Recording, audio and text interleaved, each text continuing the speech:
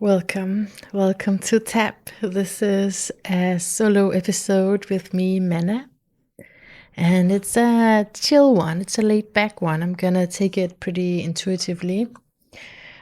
I wanted to come on and be present with you and invite you to be present with yourself in this time. We are in this great transition period, eclipse season, equinox, and season is changing in more than a literal sense.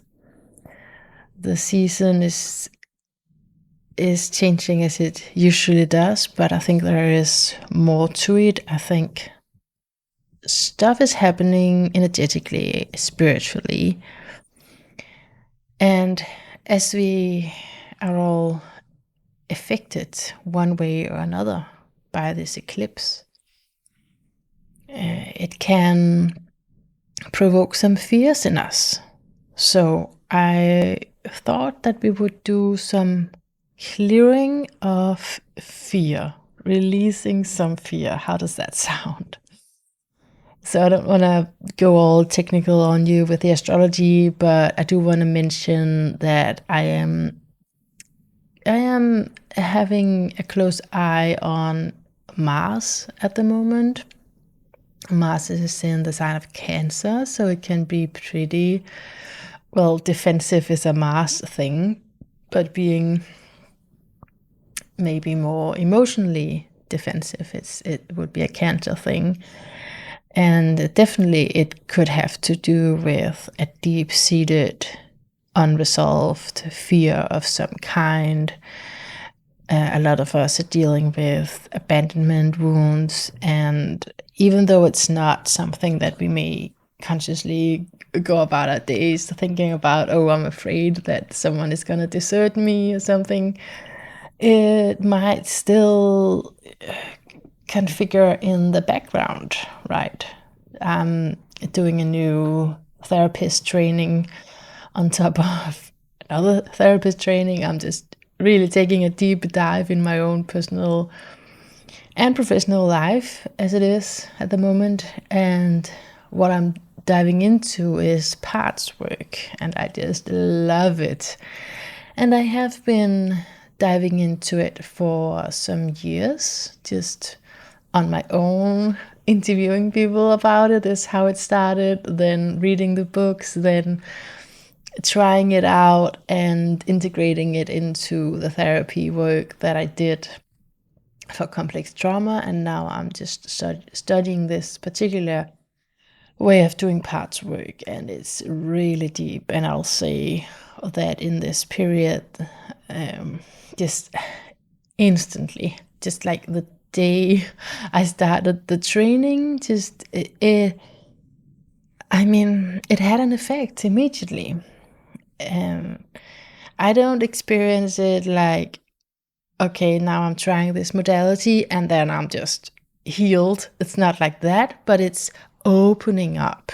That's the thing. It's opening up, and it's facilitating that opening that I'm also passionate about doing for others. That opening to something else. And that has been happening immediately. And that is amazing to witness, because in the background I'm also doing a more classic psychotherapist training, and it's fine, and it's very fine in many ways, but there's no deep inner work in that.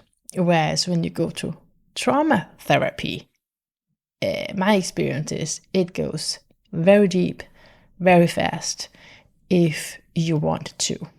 And I wanted to. I really wanted to. So in this period, I have been dreaming more vividly than usually. Really, vital images coming to me, and presenting dream images, presenting as I interpret parts of myself that I've needed to look at. So I've definitely feel that I've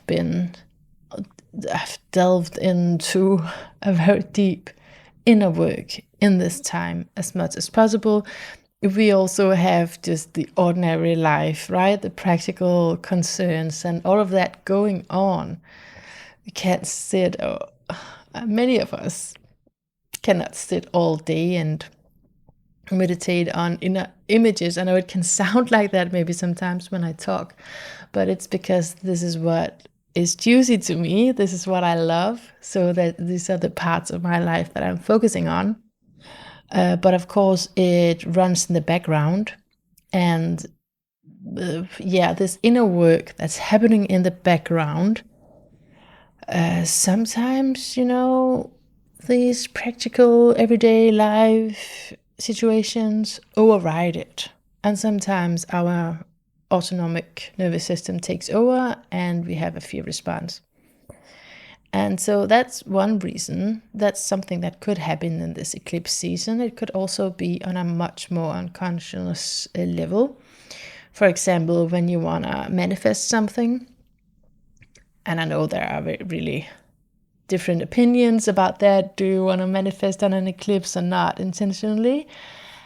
I'm to the side, yeah, do it. Like, go be in your intentions always. That's how I see it. Always being. Why would you all of a sudden not be in your intentions? Well, I know the answer to that from the other side. From the other perspective is that it's like too dangerous or something at an eclipse moment. But I don't see it like that. I see that you should rest in your intention. But the thing is, let's say that I have this intention that I want to attract more customers, more clients, I want to have more money in my life because I want to have more opportunities to do what I want to in my life, right? So that's a very fair wish. And if I then send that out, but then have this unconscious fear around the very same thing, then what's going to happen? And then what's going to amplify at an eclipse season? Well, it's the whole backlash. It's the whole, you say you want it, but there's a part of you that definitely don't want it. So it's going to backlash. It's not gonna come into fruition in the way that you want it, right? Could be something else. Could be like, I want a boyfriend, I want a partner, I want a house, I want whatever it is that you want, that you simultaneously at a level that's not even clear to you, you don't want, then it's not gonna work out. And so these are the kind of fears that I wish for us today to clear out and resolve. Starting the process of looking at what could be the limiting belief here, and let's relieve that. Now, the method that I'm presenting you today is something that I was taught about 4 to 5 years ago at a trauma therapist training, a basic trauma therapist training that no longer exists. The school that I went to is closed, and one of the leaders died, and the other one is doing something different today. And I'm mentioning this because I don't actually have sources for this. So I have my notes, I have my memory, but I don't have a book that I can refer you to, okay? So that's kind of the conditions that you enter into this with. Just, try it out, see if it works for you. And I do think it's a very suiting, a very fitting thing to do here in the eclipse because, well, like I said, Mars, and Mars in particular, is squaring. The eclipse is squaring the lunar nodes, and it's also the ruler of the North Node in Aries. So I think Mars, is it related to fear in and of itself? Well, not really. It's more related to courage, right? The courage to, and what is courage? That is go against something that you would actually fear. So I guess in that sense it is I think it's maybe more, and maybe the fear is more like when you have acted, then you can be like, oh, there was something here that I was afraid of, because Mars can be quite volatile. But we want to prevent that. I'm all about prevention. I'm all about doing everything that we can so that the thing that we don't want to have happen doesn't happen, right? It's this kind of the same logic in Qigong with energy healing, that it's much more difficult once you are sick to heal that. It's possible, but it's easier if we heal it before it even happens, sort of thing. So prevention. Yeah. So you can look at it as prevention. You might have something that have happened. You might have something that, well, that you fear is gonna happen, and maybe that's the fear that you want to release. Now, let's start by tuning in to some fear. So I'm gonna slow down a little bit, because it is gonna be a more meditative space from here. Slowing down, settle in. And I was gonna say lie down if you want to, and you're welcome to, of course, but I would probably sit in for this one, because it's less relaxing. It's not really relaxing. It's not really a trance state. It's more an active inner work. So what you do is you choose a fear. Choose something that you want to clear. You want to clear out from your system.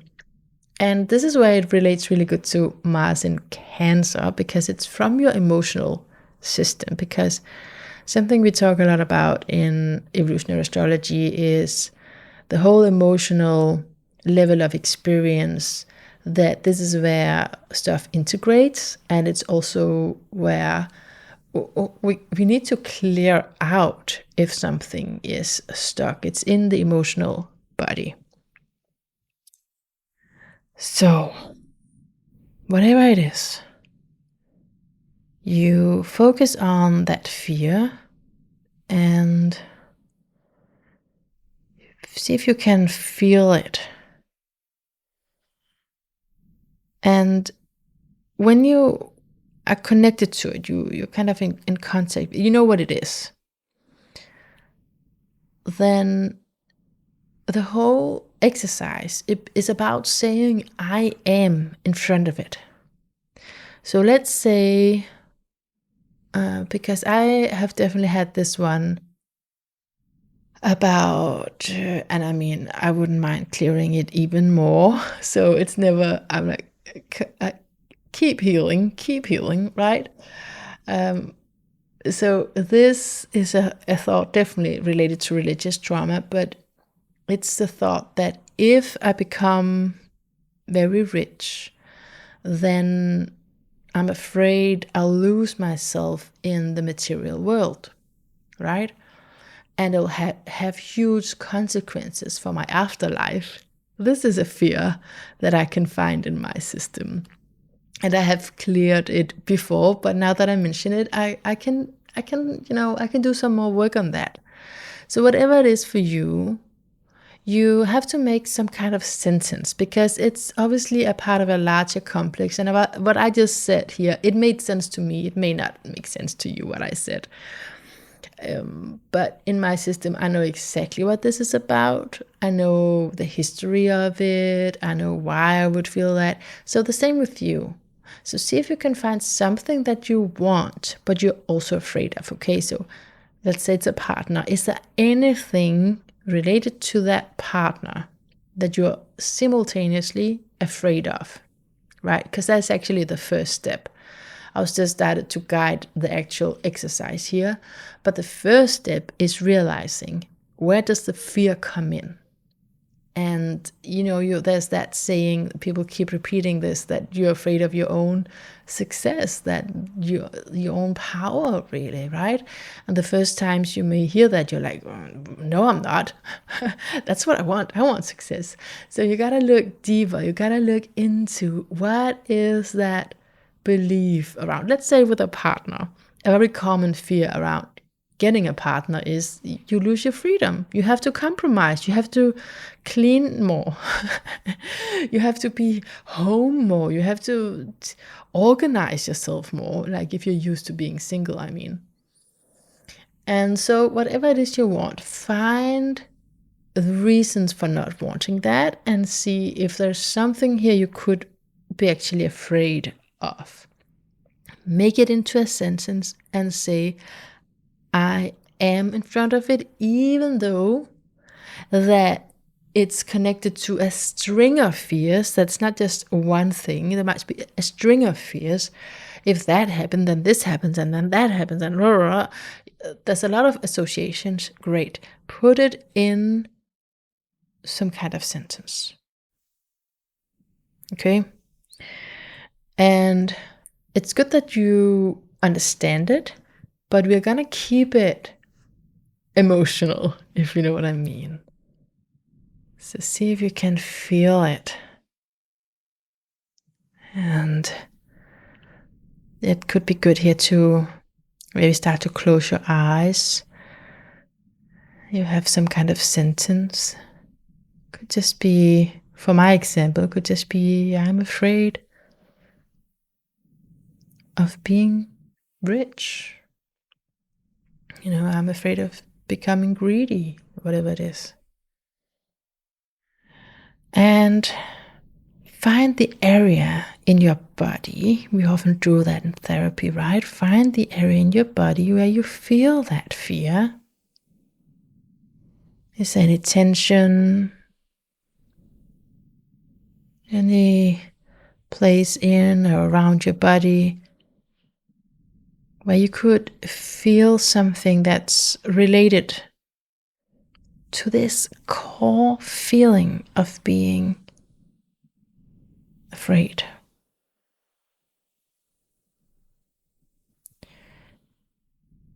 And now what you do, the exercise is actually to recite this sentence. So you're focused now on this feeling, whether you feel it in your body, in your whole body, or just some kind of sense around you. You repeat your statement and repeat it. If you're alone, if you are able to, then repeat it actually out loud. You can say it silently as well. So whatever works for you. So you say, I am my fear of becoming rich, for my example, right? I am my fear of having a partner. And the point is to own this feeling. So don't be afraid that it's going to happen or anything like that. It's not a manifestation exercise. This is about really owning it so that you consciously recognize and witness and process what is in fact already in your system, right? Because it's there and it's not going to do you any harm. This was really important for me to understand because I don't want to say negative things, but it's so if you have any protective parts coming up right now, apropos parts work, if you have any thoughts like that coming up, saying I'm not gonna say something negative, I'm not gonna reinforce my fears, that's not what's going on, okay? It's not the process. So the process is releasing the fear, but you first have to realize that they're there and that it's part of you for the time being. Okay, we're gonna release it, we're gonna clear it. It's not your real authentic self, it's not your capital self, right? it's a part. It's a part you could talk about, a part that is having a burden here. So it's, however you want to say it, it's part of your energy system. And because you're willing to be accountable, to own it, then it's possible to clear it. Okay, so that was something that was really important for me to first accept and understand. Now, if that fear is still going on, the fear of something negative is gonna happen when I say that I am my fear, keep working with that. You should probably stop listening to what I'm about to say and just work with yourself on that to clear that, well, that sub-personality or subconscious fear that going on. I mean, well, it's becoming pretty conscious, isn't it? But it's some part of you that's, yeah, I don't know, maybe doubting or being a bit superstitious, like not really trusting what's going on here. And that's fine. That's fine. You need to work with that part first. That's how we do it in parts work. Like, you can't just bulldoze your way through to whatever vulnerability is there, right? So if you need time with that protective system first, then you do that. And when you feel confident, no, it's okay, it's not gonna hurt me to work this way, then let's continue. So what you say is, I am my fear of. Okay, so I am my fear of becoming rich. And now don't just say it from your head, from your mind. Like, feel it as you say it or think it. And when this emotion of fear is also in your voice, either way you say it out loud, or whether you say it out loud or whether you think it, you have this emotional feeling in your voice. So you're connecting to, I am this fear. And for me in particular, it's really related to guilt. The guilt tripping going on in a religion, right? Like, oh man, if I get all of this money, something really bad is gonna happen to me. Oh, I'm so afraid. I'm afraid of having done the wrong thing here in this lifetime. It's probably gonna take me to hell. And now these associations is gonna come up for you if you stay in that emotions. Then probably different areas, corners of this fear is gonna come up, and that's really good, because you're gonna deepen your understanding of the various aspects of this fear. So this is really good. Just keep continuing with saying, I am my fear of becoming rich, or I am my fear of a partnership, or I am my fear of writing this book, I am my fear of finishing this project, I am my fear of becoming pregnant. Whatever it is that you actually want, right? So I know I'm repeating myself, but I just want to make sure that you're making this link, that it's something you really want, and yet there is a fear attached to it, and it has a powerful emotional charge in it. And that's why it can be very vulnerable to say these words. And your system prior to this may have been working hard to keep it out of your consciousness, right? Because it's so vulnerable and you don't really want to fear it, and you don't, because you identify with wanting the thing to happen. And now you realize there is a fear here. You may have know that before, right? But now you're working with it and you're bringing it into the foreground, and that can be a bit scary. So now let's take a moment to just keep repeating it, and I'll repeat mine. Just repeat yours sentence. I am my fear of becoming rich. I am my fear of becoming rich. I am my fear of doing something completely wrong, so I'm gonna go to hell if I have money. I am my fear of having money. I am my fear of becoming rich.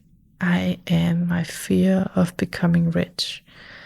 I am my fear of becoming rich. And again, notice, is there any protector parts coming up? I feel in myself, I can feel my jaws right now. It's a very common place for me to feel my protective system. And so when these come up, say, I am my fear of releasing this fear I was working on. So it's, you just do it on a meta level. I am my fear of my fear. I am my fear of my fear. Just keep saying that. There are other ways to work with protectors, but this is just this technique of clearing fear. I am my fear of my fear. And then when the protective part is settling, like that kind of, there's some kind of release from saying this because you're owning it, you're being accountable, you know it, you're witnessing it, you're knowing it's there, then maybe you can go back to what you were releasing. I am my fear of becoming rich. I am my fear of having money. I am my fear of going to hell. I am my fear of doing something wrong. And I'm gonna end our time together here because I'm sure you got the point by now. It's just repeating, reciting this statement. You are this fear. But I want to end by just giving you some suggestions about what could it be that there would be some very common fears around. Okay, so I have a list here. It could be, I am my fear that others have the right to make decisions for me.